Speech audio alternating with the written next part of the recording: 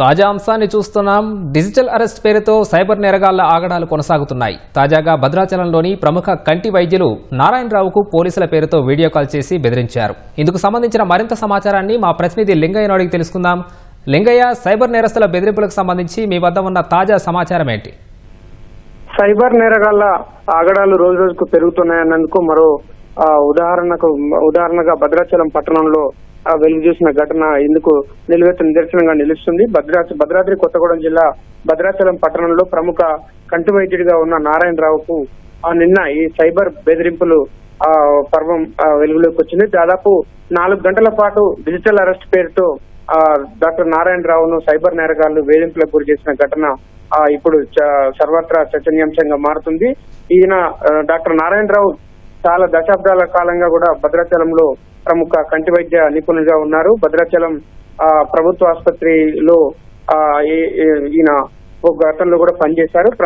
భద్రాచలంలోనే కాకుండా భద్రాద్రి కొత్తగూడెం జిల్లాలో మంచి కంటి వైద్య నిపుణులుగా ఆయన పేరుంది. అయితే నిన్న ఈయన మన తెలంగాణ హైకోర్టు న్యాయమూర్తి జస్టిస్ భీమపాక నగేష్ కు బావగారు కూడా అవుతారు. ఈ వరుసకు ఈయనకు ఈ సంబంధించి సైబర్ ఈ బెదిరింపుల పర్వం నిన్న వెలుగులోకి వచ్చింది. మొత్తం దాదాపు 4 గంటల పాటు ఉదయం 11:30 నుంచి సాయంత్రం 4 గంటల వరకు కూడా డిజిటల్ అరెస్ట్ పేరుతో మొత్తం వీడియో కాల్ రూపంలో డిజిటల్ అరెస్ట్ పేరుతో నారాయణరావుకు సైబర్ నేరగాళ్లు బెదిరింపులకు గురి చేశారు, భయభ్రాంతులకు గురి చేసిన సంఘటన ఇది. బెంగళూరులో డాక్టర్ పై 17 కేసులు నమోదయ్యాయని చెప్పి సైబర్ మోసగాళ్లు బెదిరింపులకు పాల్పడ్డారు. తన ఆధార్ కార్డు దుర్వినియోగమైందని, అదేవిధంగా బెంగళూరు వచ్చి పోలీసుల ముందు హాజరై మొత్తం వివరాలు సమర్పించాలంటూ కూడా తీవ్రమైన హెచ్చరికలు జారీ చేశారు. ఈ 4 గంటల పాటు కూడా, అంటే ఉదయం 11 గంటల నుంచి సాయంత్రం 4 గంటల పాటు మొత్తం డిజిటల్ అరెస్ట్ పేరుతో ఒక రూమ్ లో ఉంచి తలుపులు కిటికీలు కూడా మూసివేసి తమ విచారణలో పాల్గొనాలని ఈ సైబర్ నేరగాళ్లు బెదిరించడంతో కొంత డాక్టర్ నారాయణరావు గారు కూడా కొంత ఆందోళనకు గురైన పరిస్థితి.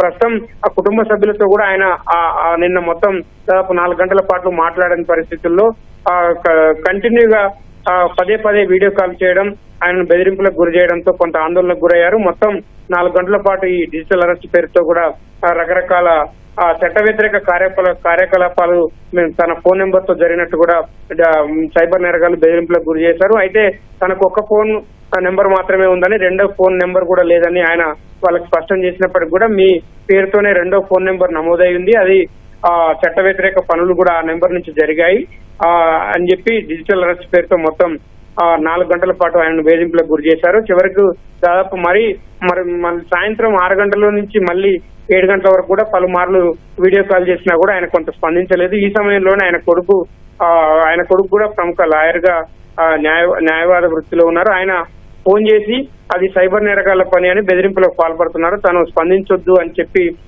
తండ్రికి సూచన ఇవ్వడంతో ఆయన సాయంత్రం 6 గంటల నుంచి సైబర్ నేరగాళ్ల ఫోన్ కు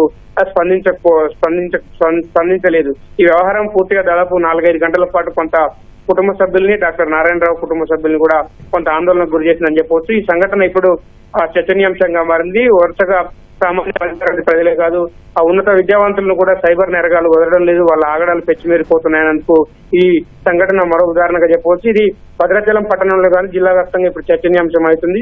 జిల్లా పోలీసులకు కూడా ఈ సమాచారం అందింది. పూర్తిగా భద్రాచలం పోలీసులు దీనిపై సమగ్ర విచారణ చేపట్టారు. మరి కాసేపట్లో వైద్యుడు నారాయణరావును కలిసి ఆయనకు సైబర్ బెదిరింపులు ఎలా జరిగాయి, ఎక్కడి నుంచి కాల్ వచ్చింది, ఏ నెంబర్ నుంచి కాల్ వచ్చింది, ఈ సైబర్ నేరగాళ్లు ఏమేమి వివరాలు అడిగారు మొత్తం విచారణ చేయనున్నారు. పోలీసులకు కూడా సమాచారం అందింది. ఇప్పటికే వాళ్ళు దీప్తి కమిటీ ఆసుపత్రి భద్రాచలంకి కాసేపట్లో చేరుకున్నారు. భద్రాచలం పోలీసులతో పాటు కొత్తగూడెం నుంచి కూడా ఇంటెలిజెన్స్ పోలీసులు, నిఘా వర్గ పోలీసులు కూడా అక్కడికి చేరుకొని పూర్తిగా సమగ్ర వివరాలు సేకరించే అవకాశం ఉంది. ప్రస్తుతానికైతే డాక్టర్ నారాయణరావు గారికి సమాచారం కూడా అందించారు పోలీసులు. తాము కాసేపట్లో వస్తాం, పూర్తి వివరాలు, సమగ్ర వివరాలు, సైబర్ నేరగాళ్లు ఎలాంటి హెచ్చరికలు చేశారు, ఎలాంటి బెదిరింపులు చేశారు, ఎక్కడి నుంచి కాల్ చేశారు, ఎక్కడికి రావాలని ఆదేశించారు అన్న వివరాలను పూర్తి స్థాయిలో తెలుసుకొని సమగ్రంగా విచారించే అవకాశం అయితే స్పష్టంగా కనిపిస్తుంది. తాజా సంఘటనతో డిజిటల్ అరెస్ట్ పేరుతో దాదాపు ఒక ప్రముఖ వైద్యుడిని, ఉన్నత విద్యావంతుడు కూడా సైబర్ నేరగాళ్లు ఈ ఆగడాలకు